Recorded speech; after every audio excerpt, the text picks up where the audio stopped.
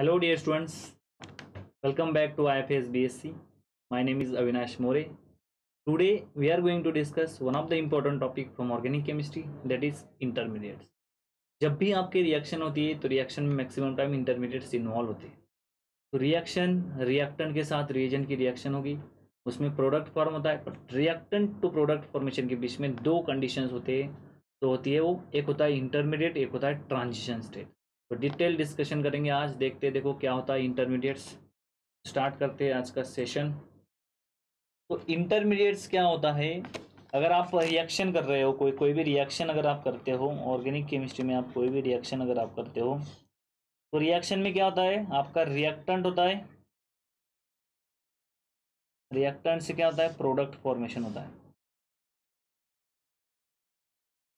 But ये product formation के बीच में, ये जो प्रोडक्ट फॉर्मेशन होता है इसके बीच में यहाँ पे कहीं तो कुछ तो गड़बड़ होती है। इसकी रिएक्शन की जाती है कहीं पे रिएजेंट्स की, रिएजेंट्स होते हैं, सॉल्वेंट होता है।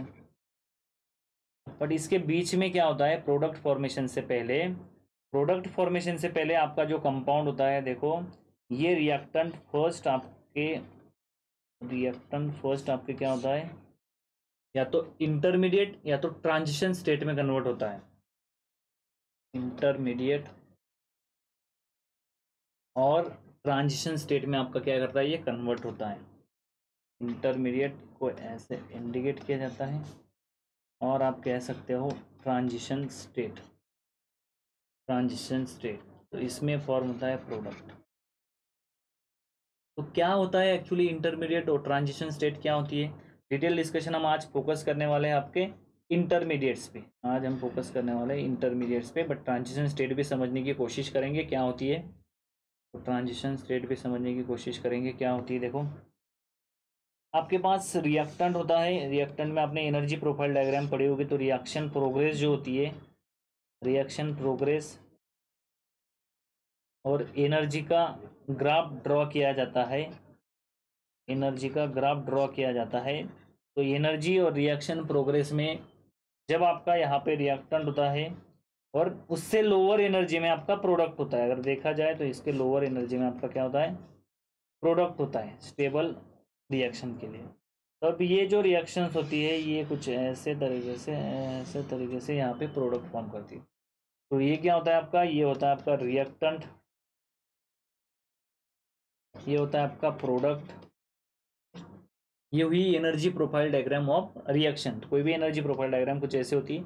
तो फर्स्ट आपका कंपाउंड क्या होता है, transition state more than one हो सकते हैं, intermediate more than one possible होते हैं, इंटरमीडिएट कुछ केसेस में मोर देन वन पॉसिबल हो सकते हैं। तो ये जो होगी यहाँ पे, ये होगी आपकी ट्रांजिशन स्टेट वन, और ट्रांजिशन स्टेट से लोअर एनर्जी में होता है आपका इंटरमीडिएट। तो यहाँ पे जो होगा ये क्या होगा, ये इंटरमीडिएट होगा।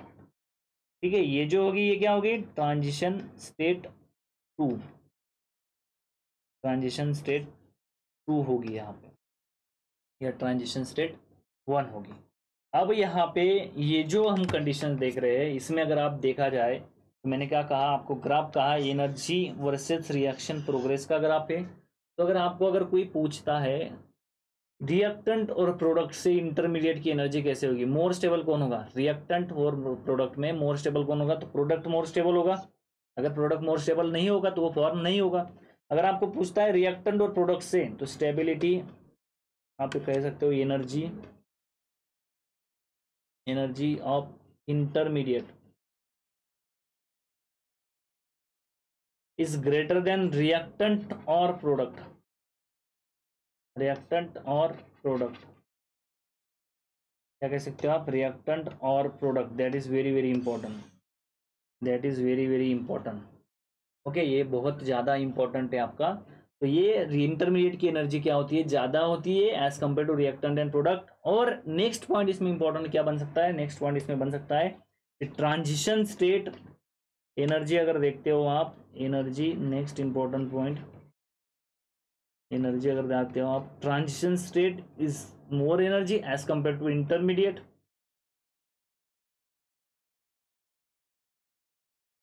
एज कम्पेयर टू रिएक्टेंट और प्रोडक्ट, और प्रोडक्ट। ठीक है, तो ये भी अगेन आपका क्या है, वेरी वेरी इंपॉर्टेंट पॉइंट है। ओके, तो ये भी आपका क्या है, वेरी वेरी इंपॉर्टेंट पॉइंट है। तो हमने देखा आपकी रिएक्टेंट से रिएक्शन अगर करोगे रिएजेंट की, तो आपका ट्रांजिशन स्टेट और इंटरमीडिएट बन सकता है। तो जो ट्रांजिशन स्टेट होगी वो लेस मोर एनर्जेटिक होगी एज कम्पेयर टू इंटरमीडिएट। जो इंटरमीडिएट होगा वो मोर एनर्जेटिक होगा as compare to reactant and product. तो आज हम जो डिस्कशन करने वाले हैं वो आपके इंटरमीडिएट पे डिस्कशन होने वाला है। आपका जो डिस्कशन होने वाला है कहाँ पे होने वाला है, इंटरमीडिएट्स पे होने वाला है। तो देखते हैं, देखो इंटरमीडिएट्स कितने टाइप्स होते हैं। देखो classification of intermediate, classification of intermediates, intermediates का क्लासिफिकेशन करते हैं। कितने टाइप्स के होते हैं इंटरमीडिएट, कितने टाइप्स के होते हैं इंटरमीडिएट्स? फिर आपके इंटरमीडिएट्स होते हैं आपके 6 टाइप्स के। कितने टाइप्स के होते हैं? अगर आप इंटरमीडिएट्स का क्लासिफिकेशन करोगे तो आपके इंटरमीडिएट्स होते हैं 6 टाइप्स के। 6 टाइप्स इसमें होते हैं, 6 टाइप्स इसमें होते हैं। तो फर्स्ट आपका सबसे favourite that is your carbocation. Second होता है आपका कार्ब अनायन। डिटेल डिस्कशन करने वाले हैं, क्या होता है अच्छे से समझने की कोशिश करेंगे। Carb अनायन, carb अनायन। थर्ड होता है आपका रेडिकल। फोर्थ होता है आपका कार्बिन। फिफ्थ होता है आपका नाइट्रीन। सिक्स्थ होता है आपका बेंजाइन। तो ये आपके इतने टाइप्स होते हैं इंटरमीडिएट्स के, carbocation, carbanion, radical, carbene, nitrene and benzene. सबको डिटेल में डिस्कस करने की कोशिश करेंगे। तो हमने स्टार्टिंग से क्या देखा, हमने स्टार्टिंग से देखा रिएक्टेंट की रिएक्शन करोगे रिएजेंट के साथ तो इंटरमीडिएट और ट्रांजिशन स्टेट बन सकती है। उसमें से हम इंटरमीडिएट डिस्कस कर रहे हैं आज, कौन से टाइप्स के इंटरमीडिएट। होल ऑर्गेनिक केमिस्ट्री में, पूरे ऑर्गेनिक केमिस्ट्री में कितने टाइप्स के इंटरमीडिएट हो सकते हैं, उनके कौन से अलग अलग टाइप्स के रिएक्शंस होते हैं वो आगे जाके हम डिस्कस करेंगे। फिलहाल आज तो हम इंटरमीडिएट पे फोकस करने वाले। फर्स्ट देखते हैं, देखो इंटरमीडिएट। फर्स्ट होगा आपका कार्बोकटायन। फर्स्ट होगा आपका क्या, कार्बोकटायन। कार्बोकटायन अगर समझना होगा तो सिंपल सी बात होती है, जैसे आपका कार्बन होता है, कार्बन के जनरली क्या बॉन्ड, 4 बॉन्ड्स होते हैं। कार्बन ही जनरली क्या होता है, टेट्रावैलेंट होता है due to this property of catenation. तो कैटेनेशन की वजह से ये लार्ज नंबर ऑफ कंपाउंड्स भी फॉर्म करता है, टेट्रावैलेंट कंपाउंड होता है। अगर आपका इस कंपाउंड को टेट्रावैलेंट ना होके अगर उसमें ट्राईवैलेंट होंगे, ट्राईवैलेंट ग्रुप्स होंगे और एम्प्टी ऑर्बिटल होगा और पॉजिटिव चार्ज होगा, तो कार्बोकटायन क्या होता है एक्चुअली, डेफिनेशन क्या होती है इसकी। तो फर्स्ट पॉइंट देखो, डेफिनेशन इसका देख रहे हैं हम। डेफिनेशन क्या होती है इसकी, डेफिनेशन होती है ट्राईवैलेंट कंपाउंड। ट्राईवैलेंट यानी कि 3 बॉन्ड से आपके यहाँ पे ट्राईवैलेंट का मतलब क्या होता है, 3 बॉन्ड्स होता है, ट्राईवैलेंट है। सेकेंड आपका पॉइंट क्या है, electron deficient and positive charge. Electron deficient and positive charge, and positive charge. Third important point होता है आपका कौन सा, थर्ड इंपॉर्टेंट पॉइंट होता है आपका एम्प्टी पी ऑर्बिटल।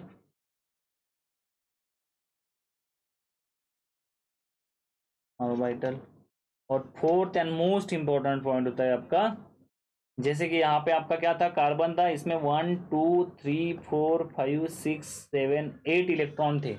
बट यहाँ से 2 इलेक्ट्रॉन लेफ्ट हो गए, उसके बाद फिर आपका 2 इलेक्ट्रॉन एक्स ग्रुप निकलने के बाद 2 इलेक्ट्रॉन लेके गया, तो 8 इलेक्ट्रॉन थे। यहाँ पे क्या था, ऑक्टेट कंप्लीट था आपका।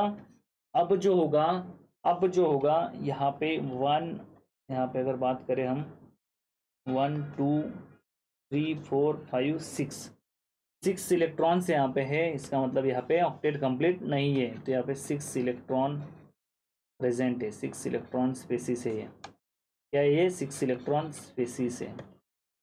इसमें लिखना इंपॉर्टेंट लास्ट पॉइंट क्या है, 6 इलेक्ट्रॉन स्पेसिस। ठीक है, तो एक सिंपल सी डेफिनेशन इसकी क्या होती है, it is a trivalent spaces.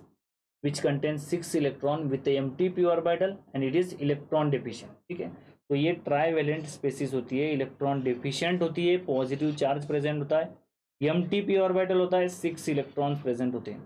तो अगर आपको कहीं पूछे कि कार्बोकैटायन क्या होता है, तो कार्बोकैटायन की सिंपल सी डेफिनेशन आप क्या बताओगे भाई, जो भी आपका कार्बन होगा जिसमें अगर पॉजिटिव चार्ज होता है विथ 3 बॉन्ड्स, 3 बॉन्ड्स अगर होंगे तो 6 इलेक्ट्रॉन होंगे, मतलब ये पॉइंट कवर हो जाएगा। पॉजिटिव चार्ज आएगा मतलब एम्प्टी ऑर्बिटल प्रेजेंट हो जाएगा। तो आप क्या कहोगे, 3 बॉन्ड्स अगर किसी कार्बन पे होते हैं और उस पर अगर पॉजिटिव चार्ज होता है तो उसे हम क्या कहेंगे, कार्बोकैटायन कहेंगे। ठीक है, इसमें सिंपल सी बात क्या होगी, कार्बोकैटायन ये होता है। सेकेंड इंपॉर्टेंट स्पेसिस की अगर बात करें हम, तो सेकेंड इंपॉर्टेंट स्पेसिस होती है आपकी कार्बोनाइन।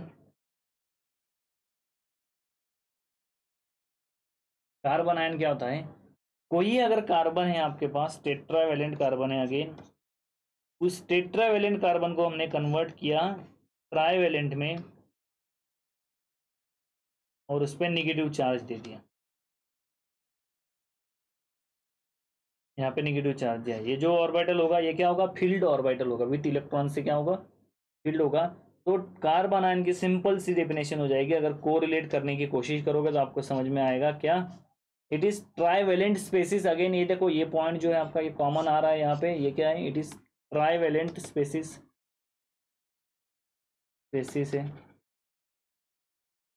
सेकेंड, अब इलेक्ट्रॉन रीच है, कोई भी अगर इलेक्ट्रॉन अनायन अगर प्रेजेंट होगा तो वो क्या होगा, इलेक्ट्रॉन रीच है, तो ये इलेक्ट्रॉन रीच स्पेसिस होंगे आपके। एंड निगेटिव चार्ज होगा, तो अगर कार्बन आयन की कोई डेफिनेशन पूछता है तो उसमें आपको बताना होगा it is a trivalent species with negative charge that is known as carbon ion. Trivalent species अगर होगी तो उसमें क्या होंगे, इसमें फील्ड पी ऑर्बिटल है, पी ऑर्बिटल में इलेक्ट्रॉन प्रेजेंट है। ओके, यहाँ पे क्या है, 8 इलेक्ट्रॉन्स प्रेजेंट है, 8 इलेक्ट्रॉन स्पेसिस। यहाँ पे अगर देखते हो आप फर्स्ट कंपाउंड में, तो फर्स्ट कंपाउंड में आपको एक बात समझ में आएगी, 1 2 3 4 5 6 7 8, तो इसमें 8 इलेक्ट्रॉन्स होंगे। ओके, और 4 बॉन्ड्स होंगे। कार्बन आयन में क्या डिफरेंस है, 8 इलेक्ट्रॉन से, 8 इलेक्ट्रॉन से और कितने, 3 बॉन्ड से, मतलब इलेक्ट्रॉन सेम है और आपके क्या है, 3 बॉन्ड से। इसका हाइब्रिडाइजेशन की अगर बात करते हो तो इसका हाइब्रिडाइजेशन क्या होता है, इसका हाइब्रिडाइजेशन होता है sp2 और इसका स्ट्रक्चर होता है प्लेनर। इसका स्ट्रक्चर होता है प्लेनर। इसकी अगर बात करोगे तो इसका हाइब्रिडाइजेशन होता है sp3, इसका भी हाइब्रिडाइजेशन होता है आपका sp3, इसका भी हाइब्रिडाइजेशन होता है आपका sp3। तो sp3 और ये क्या होगा, पिरामिडल स्ट्रक्चर, पिरामिडल स्ट्रक्चर। ठीक है, तो पिरामिडल इसका स्ट्रक्चर होगा। तो ये हुई आपके कार्बन आयन की बात। थर्ड पॉइंट होता है आपका रेडिकल। थर्ड आपका इंटरमीडिएट होता है, important intermediate, that is your radical. क्या होता है, रेडिकल। तो थर्ड इंटरमीडिएट होगा आपका रेडिकल। तो रेडिकल कैसे होता है, आपका अगर कंपाउंड है, टेट्रावेलेंट स्पेसिस है, इसमें अगर 1 इलेक्ट्रॉन लॉस्ट हो जाए, 1 इलेक्ट्रॉन क्या हो रहा है, लॉस्ट हो रहा है, मतलब 1 इलेक्ट्रॉन जा रहा है। तो इसमें अगर होमोलेटिक क्लीवेज अगर होता है, 1 इलेक्ट्रॉन यहाँ 1 इलेक्ट्रॉन यहाँ लेके जाता है, तो इसमें स्पेसिस फॉर्म होगी।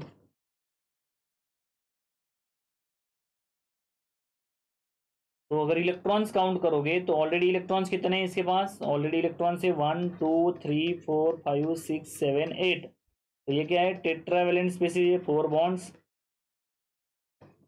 8 इलेक्ट्रॉन्स। यहाँ पे क्या होगा, यहाँ पे अगर इलेक्ट्रॉन काउंट करोगे 1 2 3 4 5 6 और ये 7 इलेक्ट्रॉन स्पेसिस होती है। तो यहाँ पे फर्स्ट पॉइंट आएगा आपका, क्या आएगा first point, is a trivalent species. Radical के बारे में हम पढ़ रहे हैं, तीसरा पॉइंट है हमारा रेडिकल। तो रेडिकल क्या होगा, it is a trivalent species, it is a trivalent species. Second important point हमारा क्या है, कितने इलेक्ट्रॉन्स है इसमें, कितने इलेक्ट्रॉन से, सेकंड पॉइंट क्या लिख रहे हैं हम, इलेक्ट्रॉन रिच और इलेक्ट्रॉन डेफिशिएंट। देखो एक्चुअली इलेक्ट्रॉन रिच कौन सी होती है, इलेक्ट्रॉन रिच या न्यूट्रल हम कह सकते हैं कि जिसमें 8 इलेक्ट्रॉन्स हो। तो 8 इलेक्ट्रॉन्स आपके जनरली प्रेजेंट होने चाहिए, बट अगर 8 इलेक्ट्रॉन्स नहीं होते, मतलब यहाँ पे अगर बात करोगे 7 इलेक्ट्रॉन से, तो ये क्या होगा, 1 इलेक्ट्रॉन तो उसमें ऐसे भी कम है, तो ये क्या है, 1 इलेक्ट्रॉन कम होने की वजह से इसे हम कहेंगे फिर से electron deficient species and neutral. इसमें कोई भी चार्ज नहीं है, पॉजिटिव चार्ज भी नहीं है, निगेटिव चार्ज भी नहीं है। थर्ड इंपॉर्टेंट पॉइंट क्या होगा आपका, थर्ड इंपॉर्टेंट पॉइंट होगा आपका फील्ड, हाफ फील्ड ऑर्बिटल होगा। जो फील्ड ऑर्बिटल होता है वो क्या होगा, हाफ फील्ड ऑर्बिटल।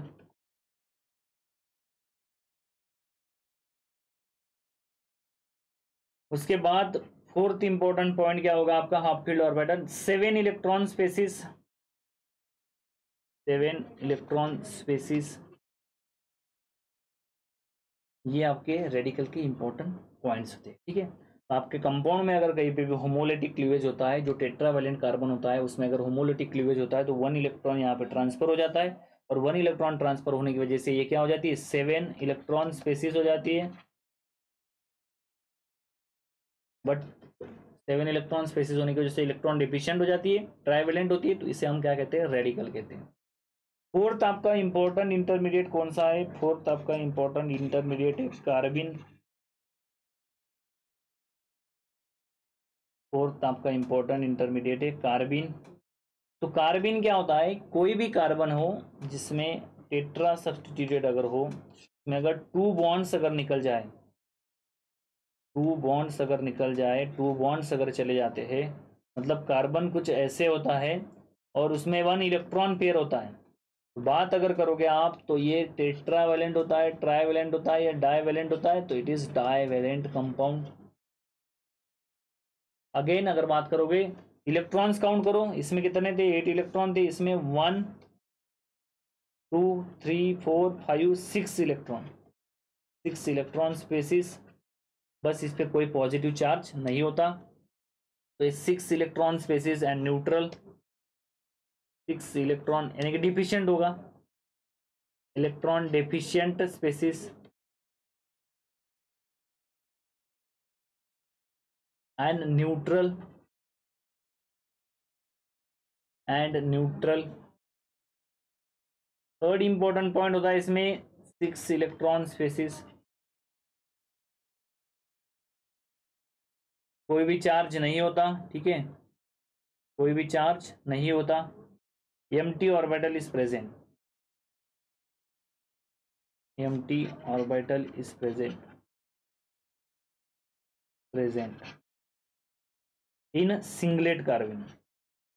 दो टाइप्स के कार्बन होते हैं, सिंगलेट और ट्रिपलेट, तो ये एम्प्टी ऑर्बिटल प्रेजेंट होता है आपका सिर्फ सिंगलेट कार्बन में, इन सिंगलेट कार्बन, ठीक है। तो कार्बन के अगर हम देखें तो टाइप्स, क्लासिफिकेशन ऑफ कार्बन अगर देखें, क्लासिफिकेशन ऑफ कार्बन अगर देखें, तो क्लासिफिकेशन ऑफ कार्बन में हम 2 पॉइंट्स देखेंगे। इसमें 2 टाइप्स के कार्बन होते हैं, एक होता है आपका सिंगलेट कार्बन और दूसरा होता है आपका ट्रिपलेट कार्बन, ट्रिपलेट कार्बन। इसकी स्पिन मल्टीप्लिसिटी, जिसकी spin multiplicity, spin multiplicity is 1, spin multiplicity is equal to 3। तो ये कैसे निकालेंगे हम, तो कार्बन के 2 टाइप्स हो सकते थे, हो सकते हैं आपके। कार्बन है यहाँ पे, ये कार्बन है, यहाँ पे ऑर्बिटल, यहाँ पे ऑर्बिटल। अगर ये दोनों इलेक्ट्रॉन्स एक इसमें होंगे, एक इसमें होंगे, तो स्पिन मल्टीप्लिसिटी निकालने के लिए, स्पिन मल्टीप्लिसिटी निकालने के लिए आपका फॉर्मूला होता है कौन सा, आपका फॉर्मूला होता है 2s+1। ओके, यस मतलब स्पिन आपका यहाँ पे हाफ स्पिन है, यहाँ पे हाफ स्पिन है, तो आप अगर ट्रिपलेट, ये ट्रिपलेट होती है, ट्रिपलेट का स्ट्रक्चर कुछ ऐसे होता है और सिंगलेट का स्ट्रक्चर कुछ ऐसे होता है, सिंगलेट का स्ट्रक्चर कुछ ऐसे होता है, ठीक है। तो ये होती है सिंगलेट, ये होता है सिंगलेट। तो ट्रिपलेट जो होती है, ट्रिपलेट में स्पिन मल्टीप्लिसिटी अगर देखोगे, 1/2 of this electron, 1/2 of this electron, तो इसका 1 इज इक्वल टू ये होता है। तो 2s+1 अगर करोगे, 2 × 1 + 1 करोगे तो 3 आएगा। इसीलिए इसको कहा जाता है, इसीलिए इसको क्या कहा जाता है, तो इसीलिए इसको कहा जाता है आपका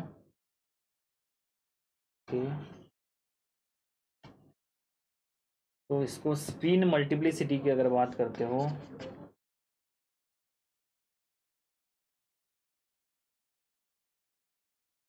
टू s+1 निकालना है, तो यस की वैल्यू हमने क्या पुट की यहाँ पे, यस की वैल्यू हमने पुट की 1। तो इसकी जो 1 वैल्यू पुट करने के बाद आया इसको 3, तो इसको कहा जाएगा ट्रिपलेट कार्बिन। वही अगर सिंगलेट की बात करेगा तो एक यस अगर निकालने की बात करोगे तो 1/2 आएगा। एक का एरो है, दूसरे का एरो क्या है, अपोजिट साइड में, तो उसकी डायरेक्शन यानी कि निगेटिव हो जाएगा, 1/2 हो जाएगा, तो ये आ जाएगा 0। तो 2s+1 है, एस की वैल्यू 0, एस की वैल्यू 0 + 1, 2 × 0 0 + 1 इज इक्वल टू 1। तो 1 आ रहा है यहाँ पे, तो 1 अगर आ रहा है आपका, तो ये होगा आपका सिंगलेट कार्बिन। ये आ रहा है आपका सिंगलेट कार्बिन। ओके, तो ये आपका क्या हो रहा है, सिंगलेट कार्बिन आएगा। तो सिंगलेट एंड ट्रिपलेट कार्बिन कैसे हमने डिफाइन किया, आपको समझ में आया होगा, क्लासिफिकेशन में हमने पढ़ लिया। इसके बाद कार्बिन के बाद हमारा फिफ्थ इंटरमीडिएट जो है दैट इज योर नाइट्रीन। तो फिफ्थ इंटरमीडिएट क्या है हमारा, that is your नाइट्रीन। What is the नाइट्रीन, तो नाइट्रीन आपका ऐसी स्पेसिस होती है जिसमें R N अटैच होगा, 2 इलेक्ट्रॉन पेयर होंगे, यानी कि 2 bonds. It is a simply carbon nitrogen analogous of carbon. It is also known as nitrogen analogous of carbon. It is also known as nitrogen analogous of carbon, also known as nitrogen analogous of carbon. Okay, अब यहाँ पे क्या होता है, nitrogen analogous मतलब RN होता है और इसमें 6 इलेक्ट्रॉन्स होते हैं। तो हम क्या कहते हैं कार्बिन के लिए, वैसे नाइट्रीन के लिए कहेंगे कितने, आपके मोनोवेलेंट स्पेसिस, जैसे डाइवेलेंट होता है वैसे मोनोवेलेंट, यानी कि एक ही बॉन्ड होगा, monovalent species. Second important point क्या होगा आपका, मोनोवेलेंट स्पेसिस के बाद इलेक्ट्रॉन्स अगर काउंट करते हो तो इलेक्ट्रॉन डिफिशिएंट आएगा। हाँ जी, कितना आएगा, 1 2, देख लो एक बार, 1 2 3 4 5 6 इलेक्ट्रॉन स्पेसिस, मतलब इलेक्ट्रॉन डिफिशिएंट। कोई भी ऑर्गेनिक कंपाउंड में क्या होना चाहिए, ऑक्टेट कंप्लीट होना चाहिए, तो वो क्या होता है, कंपाउंड स्टेबल होता है। तो 6 इलेक्ट्रॉन स्पेसिस है, हम क्या कह सकते हैं, इलेक्ट्रॉन डेफिशिएंट स्पेसिस। क्या कह सकते हैं, इलेक्ट्रॉन डेफिशिएंट स्पेसिस। इस पे भी कोई चार्ज नहीं होता है, एंड न्यूट्रल इसीलिए, एंड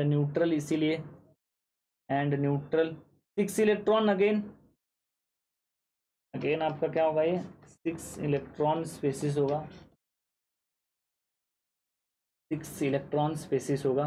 ओके, तो ये नाइट्रोजन एनालॉगस होता है, 6 इलेक्ट्रॉन स्पेसिस होते हैं। इसमें भी अगेन आप क्लासिफाई कर सकते हो, ऑल्सो क्लासिफाइड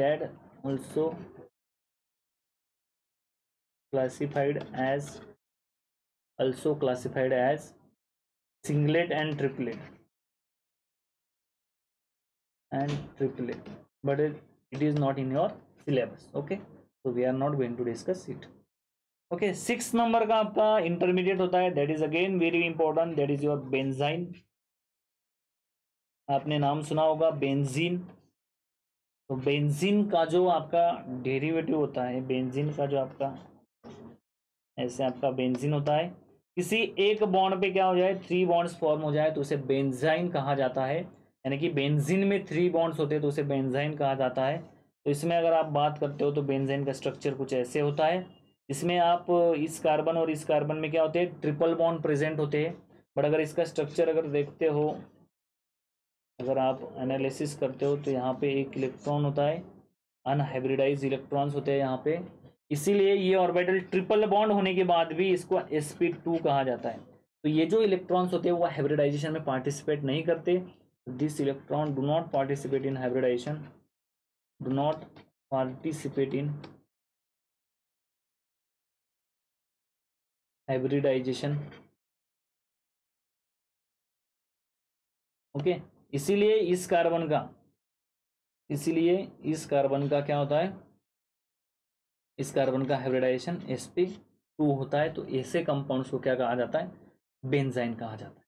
ठीक है, तो ये आपके 6 टाइप्स के इंटरमीडिएट्स थे जो हमने आज डिस्कस किए। अगर आपको वीडियो पसंद आया होगा तो लाइक ज़रूर करना है, और चैनल में अगर आप नए होंगे तो सब्सक्राइब ज़रूर करना है। और आपके दोस्तों के साथ जो भी बीएससी में पढ़ रहे हैं, जो भी आपके टीचर्स पढ़ा रहे हैं, सारे आपके जो भी रिलेटिव्स है, आपके कांटेक्ट में जितने भी लोग हैं जो बीएससी के लिए प्रिपेयर करना चाहते हैं, उन लोगों के लिए, उन लोगों को हम क्या कर सकते हैं, उन लोगों को सारे कोर्सेस हमारे यहाँ पे अवेलेबल है। आप उनको कहो कि आप चैनल ज़रूर सब्सक्राइब करें। तो आपको शेयर करना है आपके दोस्तों के साथ। Thank you so much. ठीक है, थैंक यू।